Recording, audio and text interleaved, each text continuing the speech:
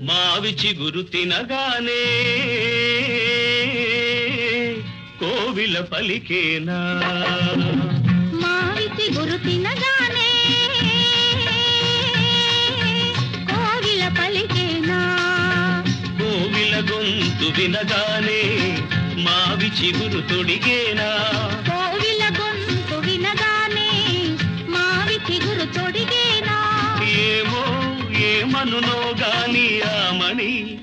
ఈవని మావి చిగురు తినగా